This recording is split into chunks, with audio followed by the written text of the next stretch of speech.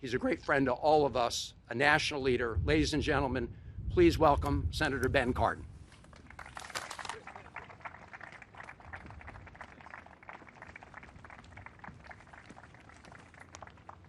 First, let me thank Senator Van Hollen for his extraordinary leadership on this issue and so many issues that affect the people of Maryland. He's a great partner for me to have in the United States Senate.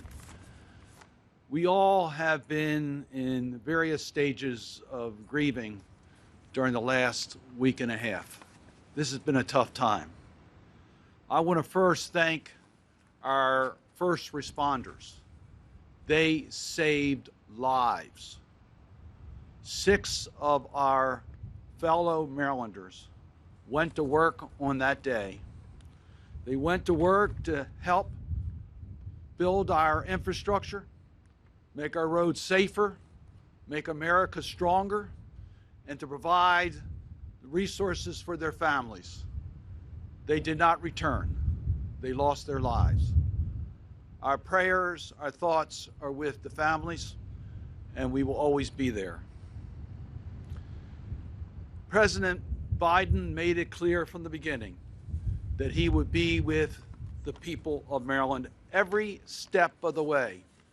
Thank you, President Biden.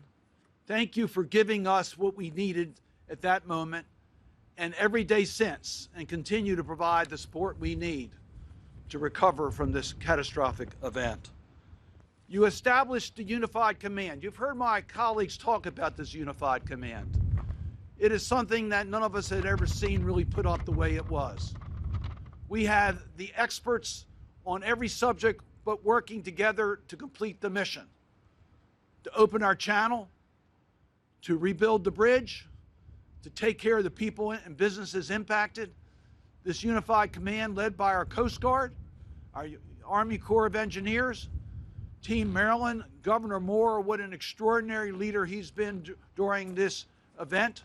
We thank him for that. Mayor Scott in Baltimore, the work that he has done. County Executive Oshesky in Baltimore County, the work that he has done. County Executive Pittman in Anne Arundel County. It's been a team effort. As a result, we've made a lot of progress. And you heard the announcements today in regards to opening the channel, and we're already planning for the replacement of the bridge. Thank you, Mr. President, for making that possible by providing the resources and the personnel without delay so we can make this type of progress. I also want to thank my colleagues in Congress on both sides of the aisle who have contacted us and offered their support. When you have a catastrophic event to a critical infrastructure, we come together as a nation, and we will come together as a nation to make sure we do what is right. The key bridge, the Port of Baltimore critical infrastructures. Port of Baltimore, the 3rd largest that we have, handles $80 billion of import-export every year. This is port powerhouse, and we know that, the impact it has.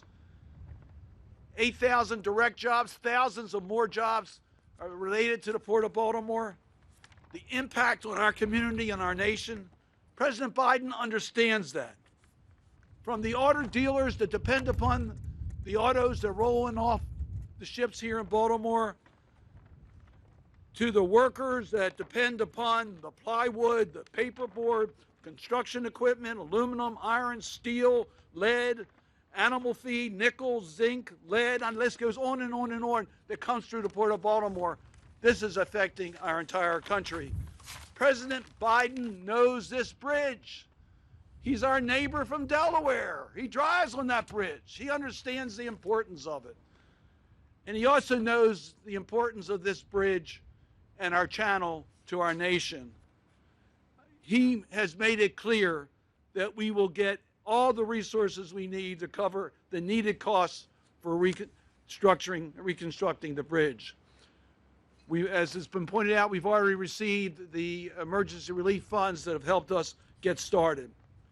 Now, I know there is a lot of talk about third-party liability and insurance.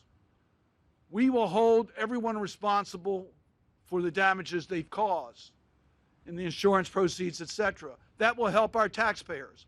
But I want to thank the Biden administration for understanding we can't wait for those dollars. We got to go to work now to make sure that we get the channel opened and the bridge reconstructed. In the 70 years, we've seen an incredible increase in capacity in our channel, in our roads, of about 3,000%. Our community we will come back, and we are certain about that. As our governor says, we're Maryland tough and Baltimore strong. We will reopen our channel. We will rebuild our bridge. On the day of the tragedy, I received a call from Secretary of the Transportation, Buttigieg. Within hours, he was here in Baltimore. He brought the full resources of the Department of Transportation, his incredible team, and his problem-solving skills to Baltimore, which has made a huge difference. We thank Secretary Buttigieg for everything he has done,